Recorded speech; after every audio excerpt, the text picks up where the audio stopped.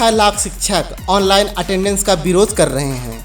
वह स्कूल नहीं जाते समय से, अपनी जगह डुप्लीकेट से पढ़वाते हैं, वगैरह वगैरह बातें सोशल मीडिया पर कुछ फेसबुकिया कर रहे हैं और टीवी चैनल्स भी अच्छा कवरेज दे रहे हैं शिक्षकों की इमेज को नकारात्मक बताने में।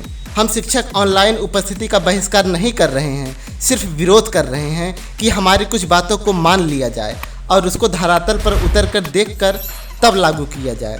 कुछ सवाल हैं ऑनलाइन अटेंडेंस को लेकर, उसका जवाब तो दीजिए साहब। लेकिन जवाब से पहले सारे अखबार और टीवी चैनलों से पूछना चाहूँगा कि जब दिल्ली के रामलीला मैदान में नए पेंशन के विरोध में कई लाखों की संख्या सरकारी कर्मचारी गए थे, तो उस समय आपका print media, digital TV media कहाँ गए थे?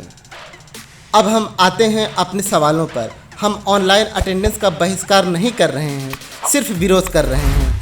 आप हमको सिर्फ यह बता दीजिए कि मान लीजिए हम स्कूल में हैं और हमारे परिजन या बच्चों की तबीयत ख़राब हो जाए और घर से अचानक फ़ोन आए तो हम क्या करें, क्योंकि हमारे लिए तो हाफ सीएल का प्रावधान है ही नहीं।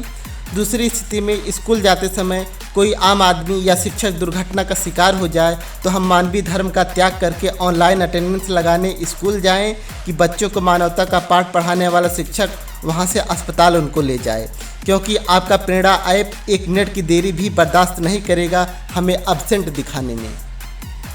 तीसरी स्थिति, हमें खुद की शादी विवाह या हमारे परिजन की शादी विवाह करने के लिए हमें मेडिकल लेना पड़ता है।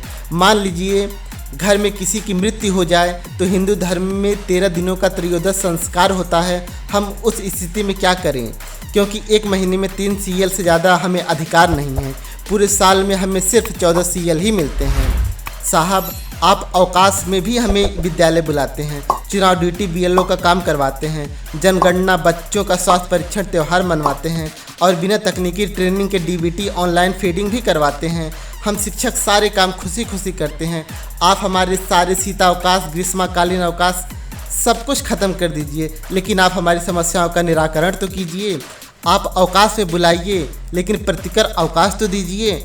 हम भी मानव हैं, घर परिवार की जिम्मेदारियां और सामाजिक जिम्मेदारियां हैं। शिक्षकों को राज्य कर्मचारियों का दर्जा नहीं है, पेंशन छीन ली गई, चिकित्सा की कोई सुविधा नहीं, जबकि सबसे अधिक दूर दराज क्षेत्रों में विषम परिस्थितियों में शिक्षक ही कार्यरत हैं।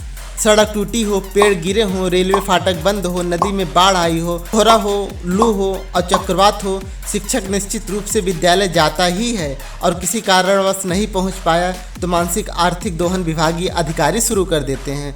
दर्जनों बार महोदयों के द्वारा अधिकारियों की टीम बनाकर स्कूलों की चेकिंग की गई, उसमें 1% से भी कम शिक्षक ही अनुपस्थित पाए गए थे। साहब, हम ऑनलाइन उपस्थिति लगाएंगे, बस हमारी समस्याओं का समाधान भी तो कर दीजिए। और प्रिंट मीडिया और टीवी चैनल धरातल पर उतर कर रिपोर्टिंग कीजिए, एसी कमरों में बैठकर नहीं। धन्यवाद।